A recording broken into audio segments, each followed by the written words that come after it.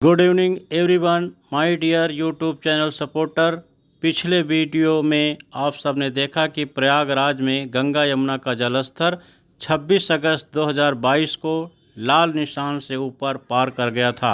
आज 30 अगस्त 2022 को मैं आपको बक्सी बांध, छोटा बघाड़ा, नाग बासुकी मंदिर व बड़े हनुमान जी के साथ अन्य स्थानों के बाढ़ की स्थिति के भयंकर मंजर से रूबरू कराने जा रहा हूँ। इस समय शाम के लगभग 5 बजे हैं और हम बक्सी बांध से दारागंज जाने वाली सड़क पर पहुंच चुके हैं। बक्सी बांध के रोड पर जो आप सब आम जनता को इस वीडियो में देख रहे हैं, ये सब बक्सी बांध के नीचे गंगा के तटीय इलाके के बाढ़ से प्रभावित क्षेत्रों को देखकर लौट रहे हैं, तो कुछ लोग बाढ़ग्रस्त इलाके को देखने के लिए जा रहे हैं। सभी लोग इस समय आपस में बाढ़ की ही चर्चा कर रहे हैं। प्रयागराज में गंगा यमुना का जलस्तर देर रात अर्थात 28 अगस्त को स्थिर तो हो गया, लेकिन खतरा अभी भी मंडरा रहा है। ठीक वही हुआ जिसका पहले से डर था। सोमवार अर्थात 29 अगस्त को शाम 4 बजे से पुनः एकाएक जल स्तर में वृद्धि होने लगा, जिससे लोगों में भय व्याप्त हो गया। यह बक्सी बांध, दारागंज व छोटा बघाड़ा के गंगा के तटीय क्षेत्र का बाढ़ग्रस्त क्षेत्र है। 29 तारीख को सुबह 8 बजे फाफों का जलस्तर 85.93 मीटर, छतनाक का 85.08 मीटर एवं नैनी का 85.86 मीटर पर जलस्तर रहा। यह स्थिति दोपहर 2 बजे तक रही। उसके बाद शाम 4 बजे से जलस्तर में एकाएक वृद्धि शुरू हो गई। 5 बजे के आसपास फाफों का जलस्तर 85.95 मीटर, छतनाक 85.10 मीटर एवं नैनी में 85.89 मीटर पर पहुंच गया। लाखों लोगों को मजबूरन अपना घर बार छोड़कर शरणार्थी शिविरों में शरण लेनी पड़ी। शहर के अशोकनगर, रसूलाबाद, मेहंदौरी, छोटा बघाड़ा, चांदपुर, सलोरी, दारागंज, बक्सी बांध, उचवा गढ़ी, नेवादा, राजापुर, ककराहा घाट के किनारे के मकान व प्लाट पूरी तरह से जलमग्न हैं। सन 1978 और सन 2013 में आई हुई बाढ़ की तुलना में साल 2013 की बाढ़ में फाफामऊ का जलस्तर 86.82 मीटर, छतनाग में 86.04 मीटर एवं नैनी में 86.60 मीटर पर था, जबकि सबसे भयंकर बाढ़ 1978 में थी, जिसका जलस्तर फाफामऊ में 87.98 मीटर, छतनाग का 88.03 मीटर एवं नैनी का 87.99 मीटर था। लोगों को वह सब बाढ़ का दृश्य याद आने पर भय सताने लगा है कि कहीं वही हाल फिर से ना हो जाए। इन जगहों पर रहने वाले लोगों को 1978 और 2013 में आई बाढ़ की याद दिला रही है। नदियों के आसपास रहने वाले गांव और शहर के कछारी इलाकों में जाकर सस्ती ज़मीनों पर घर बनाने वाले सबसे ज़्यादा प्रभावित हैं। अपने ही शहर में लोग रिफ्यूजी की तरह रहने को मजबूर हैं। हजारों की संख्या में प्रभावित लोग अपने रिश्तेदारों, परिचितों और शरणार्थी शिविरों में डेरा जमाए हुए हैं। गंगा यमुना में आई भयंकर बाढ़ में फंसे लोगों की मुसीबतें बढ़ती ही जा रही है। लोगों के लिए दाना पानी का इंतजाम करना मुश्किल हो गया है। ऐसे में बाढ़ के साथ आई गंदगी ने परेशानी और बढ़ा दी है। बाढ़ में फंसे लोगों की चौतरफा सड़ रही गंदगी से मुश्किलें और बढ़ गई हैं। नालों का पानी गलियों तथा घरों में फैल गया है, तो कई जगह पर मरे जानवर भी सड़ रहे हैं। इससे बीमारी का खतरा बन गया है। बाढ़ के पानी के साथ कूड़ा गलियों में फैल गया है। इसके अलावा 2 दर्जन से अधिक नाले भी उफान पे हैं और उनका कचरा फैल कर सड़ रहा है। इस तरह की समस्या चांदपुर, सलोरी, बघाड़ा, राजापुर के उचवा गढ़ी, गंगानगर आदि मोहल्ले में अधिक है। पहाड़ों की बारिश से प्रयागराज के लोग पहाड़ जैसे मुसीबत में फंस गए हैं। एक तरफ जहां जिले को सूखाग्रस्त करने की बात चल रही थी, वहीं दूसरी ओर बाढ़ की वजह से हजारों लोगों को पलायन करना पड़ा। बाढ़ में फंसे लोगों की परेशानी को इससे ही समझा जा सकता है कि गंगा यमुना के जलस्तर में कमी के बावजूद राहत शिविरों में शरणार्थियों की संख्या लगातार बढ़ रही है।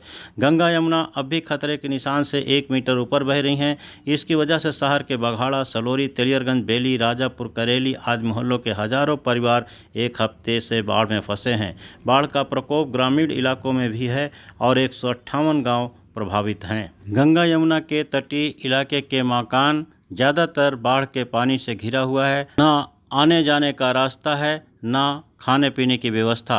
फिर भी लोग मकान छोड़ने को तैयार नहीं, जान खतरे में डालकर अपने सामान की हिफाजत कर रहे हैं। जिंदगी भर की जमा पूंजी से बनाई गई संपत्ति चोरी न हो जाए, इसके लिए खुद खतरा मोल ले रहे हैं। बघाड़ा, दारागंज, झूसी, नैनी, बेली में कई ऐसे मोहल्ले हैं जो इन दिनों जलमग्न हैं।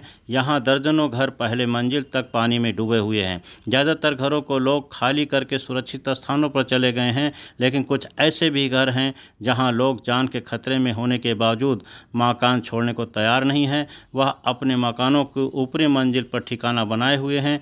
दरअसल उन्हें डर है कि कहीं उनका सामान चोरी ना हो जाए। गंगा यमुना की रफ्तार भले ही थोड़ा थम गई हो, लेकिन बाढ़ पीड़ितों की मुसीबत अभी कम होने वाली नहीं है। भूतल छोड़कर छत पर डेरा जमाए परिवार की नींद उड़ गई है। रात भर लहरों का शोर उन्हें सोने नहीं दे रहा है, तो दिन में चिंता के मारे नींद नहीं आती है। छोटा बघाड़ा में बाढ़ की दहशत नजर आई। तेज हवाओं में गंगा की लहरें और भयभीत कर रही थी। छत पर रखी पानी की टंकी को पकड़कर खड़ी सोनाली से सवाल किया कि कैसी हालत है, तो जवाब मिला कि अब तो बस गंगा मैया शांत हो जाएं, बड़ी मुसीबत है।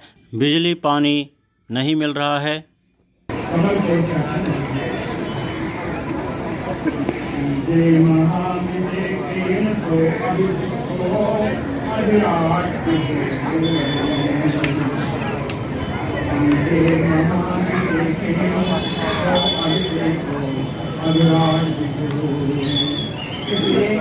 भगवान का होने के कारण उनका अभिषेक किया गया। महाभिषेक से उनका अभिषेक किया गया। क्यों?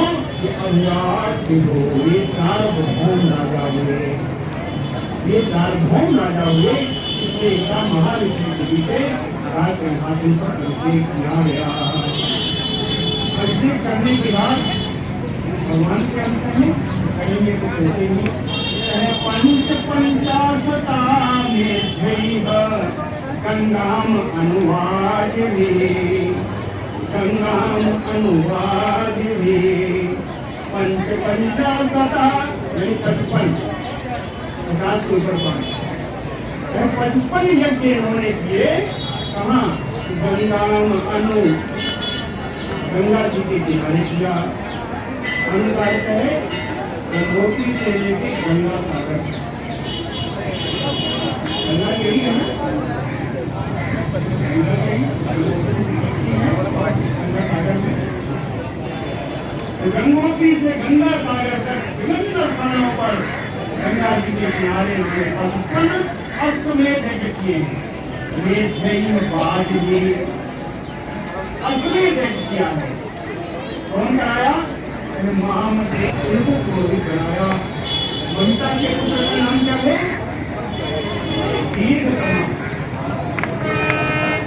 ममता के पुत्र का नाम है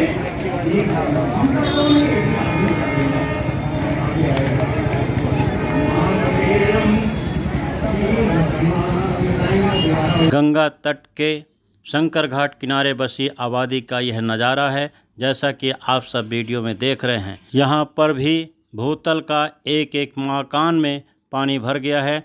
यहाँ पर नीम, बबूल आदि के वृक्ष पूरी तरह से आधे से अधिक भाग पानी में डूब गया है। बाढ़ग्रस्त से पीड़ित बहुत लोगों ने अपना आशियाना छत के ऊपर बनाया है, जिन्हें बहुत दिक्कत का सामना करना पड़ रहा है। इसी प्रकार गंगा के किनारे द्रौपदी घाट, नेवादा, राजापुर, गंगानगर, बेली, म्योराबाद, मेहंदौरी, शंकर घाट, चांदपुर, सलोरी, छोटा बघाड़ा, गोविंदपुर, बड़ा बघाड़ा, स्वीकुटी, फाफाऊ, दारागंज सहित दर्जनों मोहल्ले बाढ़ के पानी से घिरे हैं। आज सुबह मनकामेश्वर मंदिर में भी पानी घुस गया। बाढ़ग्रस्त इलाके में जनसेवी लोगों के द्वारा भोजन के पैकेट व बिस्कुट, दूध आदि नाव से पहुंचा रहे हैं। बाढ़ की स्थिति अभी भी गंभीर बनी हुई है। गंगा यमुना के बाढ़ की वजह से शहर की नालियां कूड़े और बाहर से बहकर आई हुई गंदगी से बजबजा सी गई हैं। नालियां का पानी निकल नहीं रहा है और ऐसी स्थिति में बाढ़ग्रस्त की आवागमन की सड़कों के बीच गड्ढा नहीं अब कुआं का रूप ले लिया है। जैसा कि आप सब वीडियो में देख रहे हैं कि एक छात्रा अपने घर से ही निकली ही थी कि वह इस भयंकर गड्ढे में गिर पड़ी, जिसे मौजूद लोगों ने उसे निकालकर उसकी जान बचाई। ये आप देख सकते हैं हमारे तेलियरगंज मोहल्ले में कुछ समाज सेवी आज निकल करके बाढ़ पीड़ितों को कुछ सामग्री वितरित करने के लिए जा रहे हैं। श्रीमान जीपी सिंह जी, लक्ष्मण गुप्ता जी, श्री भोला यादव जी, रमाशंकर शुक्ला जी, विजयपुरी जी आदि अनेकों लोग। बहुत ही नेक और पुनीत कार्य। जय गंगा मैया, जय जय श्री राम।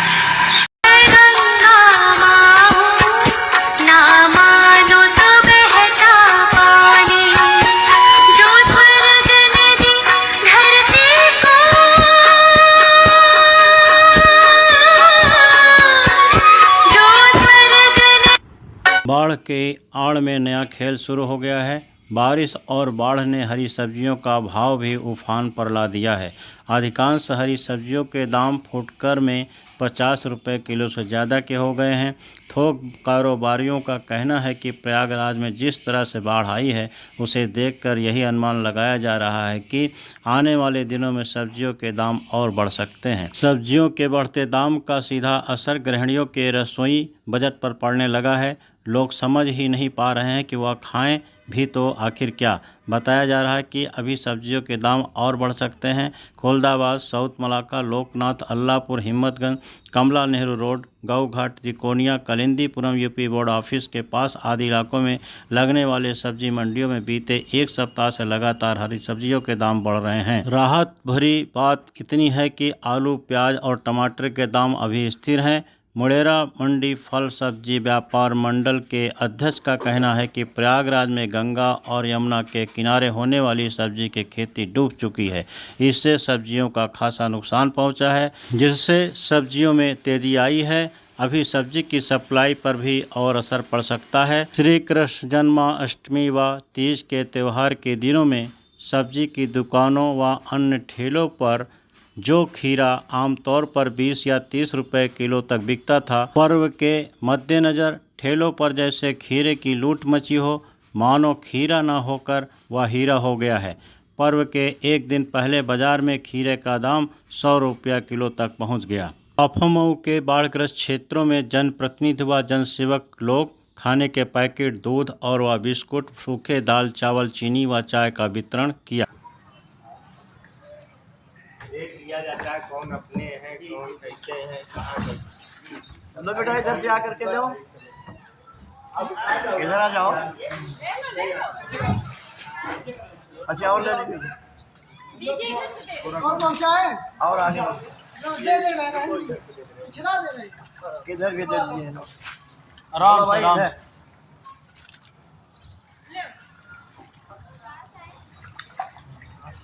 यही फाफा मोह से आए बेटा, हमारे गुरु जी हैं, उनके शिष्य हैं। ठीक है गुरुदेव, ठीक जल्दी कामना करेंगे गंगा मैया से। ठीक है, देखिए केवल रास्ता बोतल वाले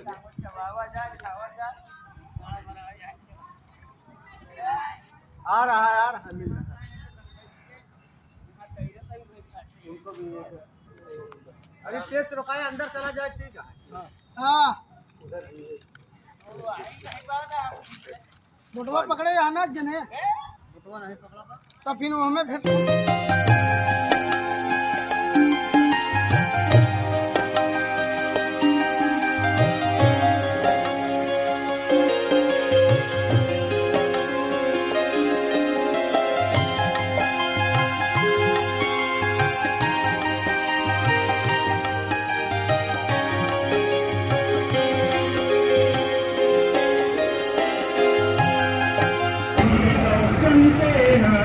अगली